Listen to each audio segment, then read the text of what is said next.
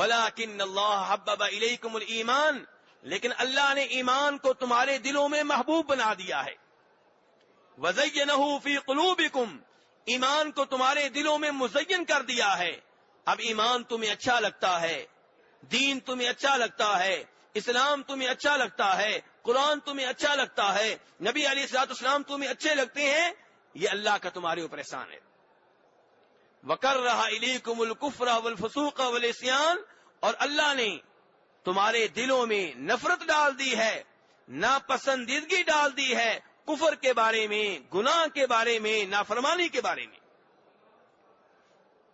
گناہ تمہیں اچھے نہیں لگتے، شرک تمہیں اچھا نہیں لگتا، چوری تمہیں اچھی نہیں لگتی، ڈاکے کا عمل تمہیں اچھا نہیں لگتا، بدکاری کا عمل تمہیں اچھا نہیں لگتا، شراب پینا تمہیں اچھا نہیں لگتا، تو یہ سب کیا ہے؟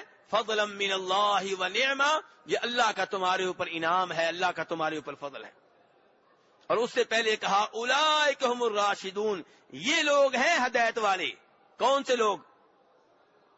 جو ایمان سے محبت کرتے ہیں، جو دین سے محبت کرتے ہیں، جو قرآن سے محبت کرتے ہیں، جو نبی علیہ الصلوۃ والسلام سے محبت کرتے ہیں، جو اللہ کے کلام سے محبت کرتے ہیں، اور جو کفر سے، گناہ سے، اللہ کی نافرمانی والے کاموں سے نفرت کرتے ہیں. اولئک هم الراشدون، اللہ نے کہا یہی ہیں ہدایت والے. فضلا من اللہ ونعما، اور ان کا یہ عمل اللہ کا فضل ہے، اللہ کا احسان ہے. واللہ علیم حکیم. اب اللہ نے کئی لوگوں کے دلوں میں ایمان کو مزین کر دیا، کئی لوگوں کے دلوں میں ایمان کی محبت ڈال دی، کفر کی نفرت ڈال دی، اور کئی لوگ ایسے ہیں جو اس کے برعکس ہیں، ان کے دلوں میں کفر سے محبت ہے، ایمان سے نفرت ہے، اسلام سے نفرت ہے، توحید سے نفرت ہے. تو یہ سب کیا ہے؟ اللہ تعالی نے فرمایا کہ جن کے دلوں میں ایمان اور دین کی محبت ہے، نماز روزے کی محبت ہے، یہ ان کے اوپر اللہ کا احسان ہے. اور اللہ کی تقسیم اس طرح کیوں ہے؟ فرمایا واللہ علیم حکیم.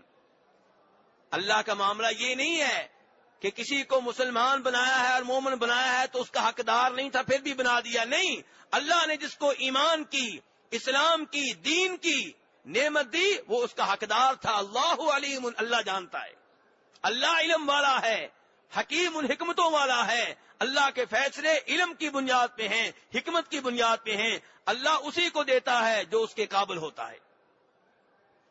جس کو اللہ نے اسلام دیا ہے، ایمان دیا ہے، توحید دی ہے، اس لیے دی ہے کہ وہ اس کے قابل تھا.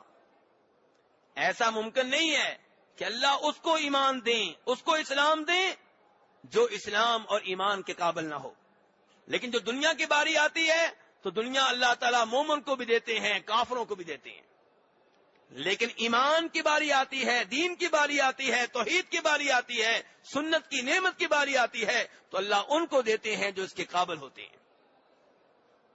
تو اللہ کا یہ اختیار، اللہ کا یہ فضل، اللہ کا یہ انعام علم کی بنیاد پہ ہے، حکمت کی بنیاد پہ ہے. اور اس سب پہ ہمیں چاہیے کہ ہم اللہ کا شکر ادا کریں. سلیمان علیہ السلام کیا کہتے ہیں؟ ربی اوزعنی ان اشکر نعمتک التی انعمت علی وعلی والدی وان اعمل صالحا ترضا وادخلنی برحمتک فی عبادک الصالحین. اے میرے رب مجھے توفیق دے کہ میں تیری نعمتوں پہ تیرا شکریہ ادا کروں. نعمتیں بہت ہیں، رب کی نعمتیں میرے بھائیوں بہت ہیں. کئی دوست، کئی احباب رب سے دل ہی دل میں شکوہ کرتے نظر آتے ہیں، میرے پاس اولاد نہیں ہے، اللہ نے اس کو بھی دے دی، اس کو بھی دے دی، مجھے نہیں دی.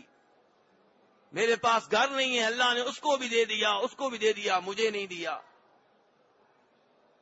دل ہی دل میں شکوے. میرے بھائی یاد رکھیں اللہ کی نعمتیں بہت زیادہ ہیں.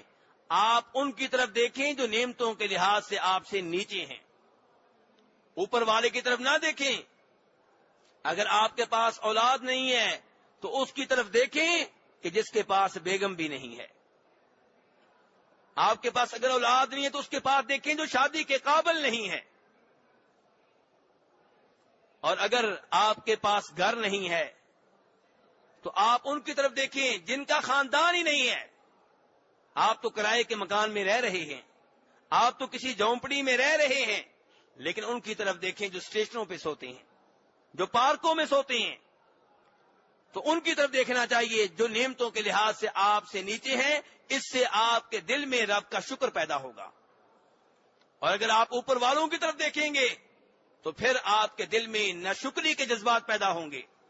لیکن دین کے لحاظ سے اپنے سے اوپر والے کی طرف دیکھیں، دنیا کے لحاظ سے نیچے والے کی طرف دیکھیں، دین کے لحاظ سے کہ وہ 5 ٹائم نمازیں بھی پڑھتا ہے، تہجد بھی پڑھتا ہے، نفلی روزے بھی رکھتا ہے، اور میں صرف 5 ٹائم نمازیں پڑھتا ہوں، میں صرف فرض روزے رکھتا ہوں، میں کیوں نہیں تہجد پڑھتا، میں کیوں نہیں نفلی روزے رکھتا.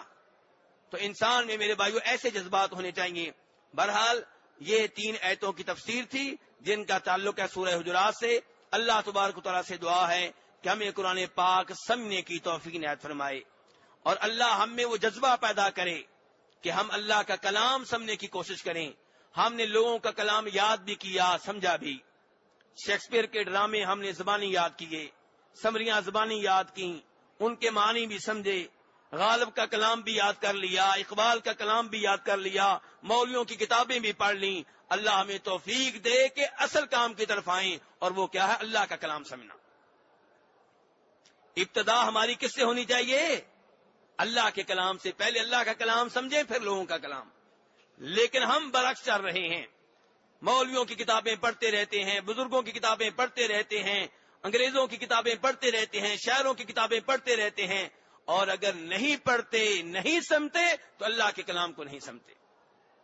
ویسے بوسہ دینے کا معاملہ ہو تو سب سے آگے ہیں، قرآن پاک کو ریشم کے غلام میں لپیٹ کر رکھنے کا مسئلہ ہو تو سب سے آگے ہیں، قسم اٹھانے کا مسئلہ ہو تو سب سے آگے ہیں، اور اگر ترجمہ پڑھنے کی باری آئے، تفسیر پڑھنے کی باری آئے تو ہم سب سے پیچھے ہیں. اللہ تبارک تعالی ہم میں اپنا کلام سمجھنے کا جذبہ پیدا فرمائے. وآخر دعوانا الحمدللہ رب العالمین.